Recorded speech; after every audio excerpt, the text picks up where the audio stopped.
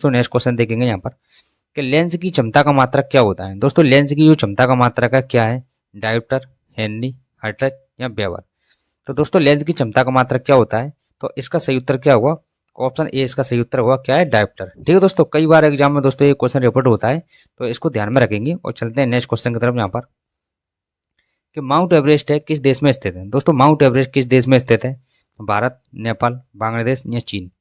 तो mount Everest दोस्तों किस देश में स्थित है, तो इसका सही उत्तर क्या होगा, ऑप्शन बी इसका सही उत्तर होगा कहाँ पर, नेपाल में स्थित है। ठीक है दोस्तों, इसको बी कर लेना यहाँ पर, कहाँ पर है, नेपाल में स्थित है। और दोस्तों माउंट एवरेस्ट को नेपाल में किस नाम से जाना जाता है, तो सागर माता के नाम से जाना जाता है। ठीक है दोस्तों, जी भी यहाँ पे याद रखेंगे, किस नाम से जाना जाता है, सागर माता के नाम से जाना जाता है। ठीक है दोस्तों, याद रखेंगे यहाँ पर नेपाल में माउंट एवरेस्ट को सागर माता के नाम से जाना जाता है। उसी प्रकार नेक्स्ट क्वेश्चन देखेंगे यहाँ पर कि एक अणुशक्ति में कितने वाट के बराबर होती है। दोस्तों एक अणुशक्ति है कितनी, वो कितने वाट के बराबर होती है, तो इसका सही उत्तर क्या होगा दोस्तों, तो इसका सही उत्तर क्या होगा, ऑप्शन ए इसका सही उत्तर होगा 740 वाट के बराबर होती है। ठीक है दोस्तों, एक अणुशक्ति कितने वाट के बराबर होता है, तो 740 वाट के बराबर होता है। उसी प्रकार दोस्तों नेक्स्ट क्वेश्चन देखेंगे यहाँ पर कि डिस्कवरी ऑफ इंडिया किसने लिखी। दोस्तों डिस्कवरी ऑफ इंडिया जो पुस्तक है वो किसने लिखी, तो इसका सही उत्तर दोस्तों क्या होगा, जवाहरलाल नेहरू, महात्मा गांधी, डॉक्टर राधा कृष्णन या भगत सिंह। तो डिस्कवरी ऑफ इंडिया पुस्तक किसने लिखी दोस्तों, तो ऑप्शन ए इसका सही उत्तर होगा, किसकी पुस्तक है, जवाहरलाल नेहरू की पुस्तक है। ठीक है दोस्तों, याद रखेंगे यहाँ पर डिस्कवरी ऑफ इंडिया किसकी पुस्तक है, तो जवाहरलाल नेहरू की पुस्तक है। उसी प्रकार दोस्तों नेक्स्ट क्वेश्चन देखेंगे यहाँ पर कि किस विटामिन की कमी से रेखा स्ट्रोक होता है। दोस्तों किस विटामिन की कमी से रेखा स्ट्रोक होता है, तो दोस्तों इसका सही उत्तर क्या होगा, तो इसका सही उत्तर क्या होगा, ऑप्शन डी इसका सही उत्तर होगा, विटामिन डी की कमी से कौन सा रोग होता है, तो रेखा स्ट्रोक होता है। ठीक है दोस्तों, याद रखना है यहाँ पर विटामिन डी की कमी से कौन सा रोग होता है, रेखा स्ट्रोक होता है। उसी प्रकार नेक्स्ट क्वेश्चन देखेंगे यहाँ पर कि मछली श्वसन किसके द्वारा करती है। दोस्तों मछली है वो श्वसन है वो किसके द्वारा करती है, गलपड़े, नाक, चमड़ी या मुंह। तो इसका राइट आंसर क्या होगा, ऑप्शन ए इसका राइट आंसर होगा, मछली यह शोषण किसके द्वारा करती है, तो गलपड़े द्वारा करती है। ठीक है दोस्तों, याद रखेंगे यहाँ पर मछली शोषण गलपड़े द्वारा करती है। उसी प्रकार नेक्स्ट क्वेश्चन देखेंगे यहाँ पर कि मीनाक्षी मंदिर कहाँ स्थित है। दोस्तों मीनाक्षी मंदिर है वो कहाँ पर स्थित है, मदुरै, उड़ीसा, उत्तराखंड या राजस्थान। तो मीनाक्षी मंदिर कहाँ पर स्थित है, तो ऑप्शन ए इसका सही उत्तर होगा कहाँ, मदुरै। और मदुरै कहाँ पर, मदुरै तमिलनाडु में स्थित है। जी भी याद रखना है आपको, ये राज्य भी याद रखना है, तमिलनाडु। ठीक है दोस्तों, याद रखना है तमिलनाडु, मदुरै तमिलनाडु में स्थित है मीनाक्षी मंदिर। उसी प्रकार नेक्स्ट क्वेश्चन देखेंगे यहाँ पर कि 1000 जिलों की भूमि है किस देश को कहा जाता है। दोस्तों 1000 जिलों की भूमि है वो किस देश को कहा जाता है, थाईलैंड, फिनलैंड, ग्रीनलैंड या इनमें से कोई नहीं। तो इसका राइट आंसर क्या होगा, तो ऑप्शन बी इसका राइट आंसर होगा, फिनलैंड को कहा जाता है। 1000 जिलों की भूमि किसे कहा जाता है, तो फिनलैंड को 1000 जिलों की भूमि कहा जाता है। उसी प्रकार नेक्स्ट क्वेश्चन देखेंगे यहाँ पर कि मैकमोहन रेखा है किन देशों के बीच सीमा बनाती है या किन देशों के बीच पड़ती है। दोस्तों मैकमोहन रेखा है वो किन देशों के बीच पड़ती है, तो इसका सही उत्तर क्या होगा, तो इसका सही उत्तर करेंगे यहाँ पर, तो इसका सही उत्तर ऑप्शन बी इसका सही उत्तर होगा, भारत और चीन के बीच पड़ती है। मैकमोहन रेखा किन दो देशों के बीच पड़ती है, तो भारत और चीन के बीच पड़ती है। उसी प्रकार नेक्स्ट क्वेश्चन देखेंगे यहाँ पर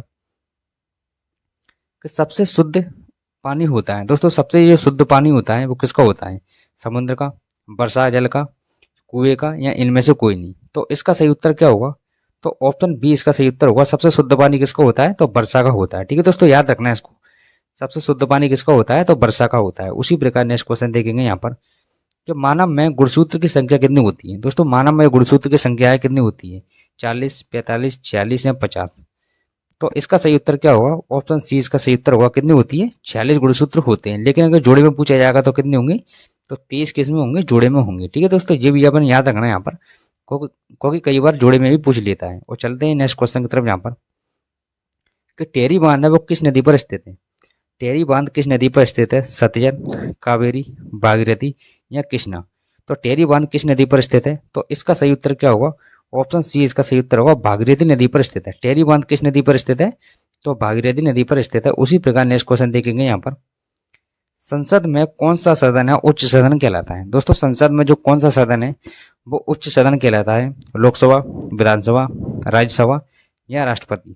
तो इसका सही उत्तर क्या होगा, ऑप्शन सी इसका सही उत्तर होगा, उच्च सदन क्या कहलाता है, तो जी ध्यान रखना है यहाँ पर, उच्च सदन क्या कहलाता है, राज्यसभा कहलाता है। और निम्न सदन क्या कहलाता है, कभी ये भी पूछा जाता है कि निम्न सदन किसे कहते हैं, तो निम्न सदन किसे कहते हैं, लोकसभा को निम्न सदन कहते हैं और राज्यसभा को उच्च सदन कहते हैं। ठीक है दोस्तों, याद रखना है इसको। और चलते हैं नेक्स्ट क्वेश्चन की तरफ यहाँ पर कि बीबी का मकबरा कहाँ स्थित है। दोस्तों जो बीबी का मकबरा है वो कहाँ स्थित है, गुवाहाटी, जबलपुर, औरंगाबाद या ग्वालियर। तो बीबी का मकबरा कहाँ स्थित है? तो इसका सही उत्तर क्या होगा? ऑप्शन सी इसका सही उत्तर होगा। कहाँ पर स्थित है? औरंगाबाद में स्थित है। वेरी वेरी आईएमपी क्वेश्चन है, इस क्वेश्चन को आप नोट डाउन कर लेना यहाँ पर। और चलते हैं नेक्स्ट क्वेश्चन की तरफ। यहाँ पर कि लघु संविधान है, लघु संविधान किस संशोधन को कहा जाता है? किस संविधान संशोधन को कहा जाता है? तो इसका सही उत्तर करेंगे यहाँ पर। तो इसका सही उत्तर क्या होगा? ऑप्शन सी इसका सही उत्तर होगा। 42वें संविधान संशोधन को लघु संविधान के नाम से जाना जाता है। ठीक है दोस्तों, याद रखना है यहाँ पर। और 30 क्वेश्चन में दोस्तों, जो 35 क्वेश्चन में दोस्तों आपको जरूर बताना है कि आपके कितने क्वेश्चन सही हुए। और जहां तक दोस्तों वीडियो देख लीजिए तो 1 लाख दोस्तों आप जरूर कीजिएगा। और चलते हैं दोस्तों, क्वेश्चन देखते हैं यहाँ पर कि पंचायती राज व्यवस्था है वो कब लागू की गई? दोस्तों पंचायती राज व्यवस्था है कब लागू की गई थी? तो इसका दोस्तों हम सही उत्तर करेंगे यहाँ पर। तो इसका सही उत्तर क्या होगा? तो ऑप्शन ए इसका सही उत्तर होगा। कब लागू की गई थी? तो 1959 में पंचायती राज व्यवस्था लागू की गई थी। और कहाँ पर लागू की गई थी? तो राजस्थान के नागौर जिले में। दोस्तों याद रखना है यहाँ पर, राजस्थान के कहाँ पर? राजस्थान के नागौर जिले में लागू की गई थी सबसे पहले।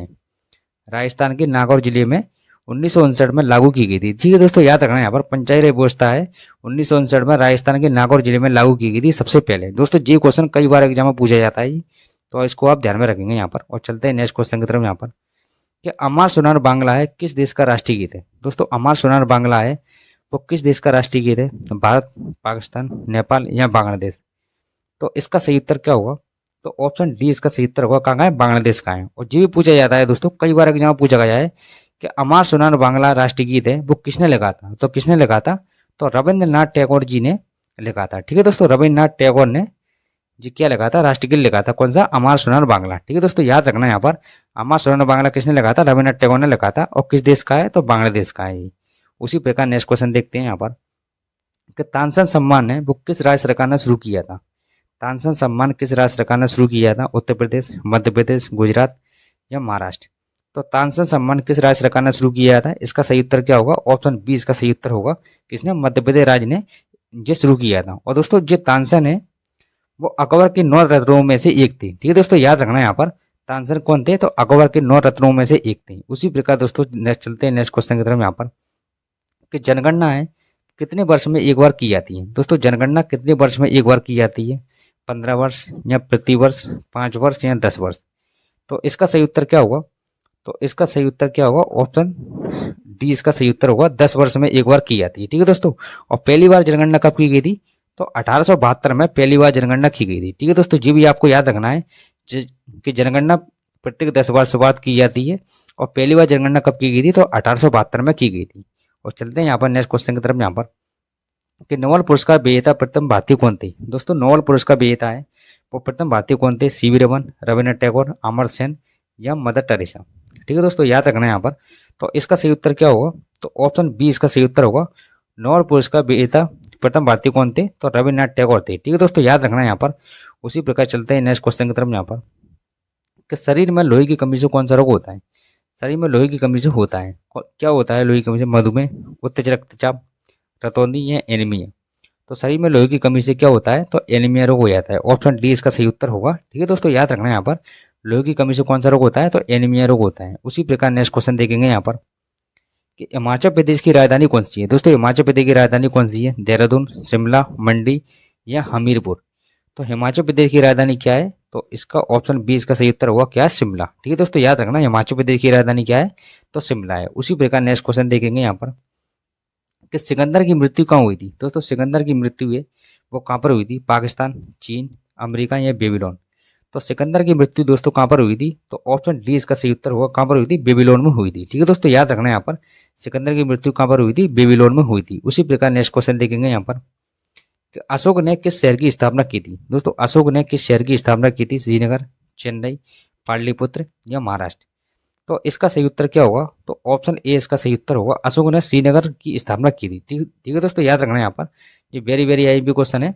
और श्रीनगर कहाँ पर स्थित है? जम्मू कश्मीर में स्थित है। तो अशोक ने किस शहर की स्थापना की थी? श्रीनगर की स्थापना की थी। उसी प्रकार नेक्स्ट क्वेश्चन देखेंगे यहाँ पर कि भारत का आस्टीन किसे कहा जाता है? दोस्तों भारत का जो आस्टीन है वो किसे कहा जाता है? चरक, नागार्जुन, रामानुजन या आर्यभट्ट? तो भारत का आस्टीन है वो किसे कहा जाता है? तो ऑप्शन बी इसका सही उत्तर होगा।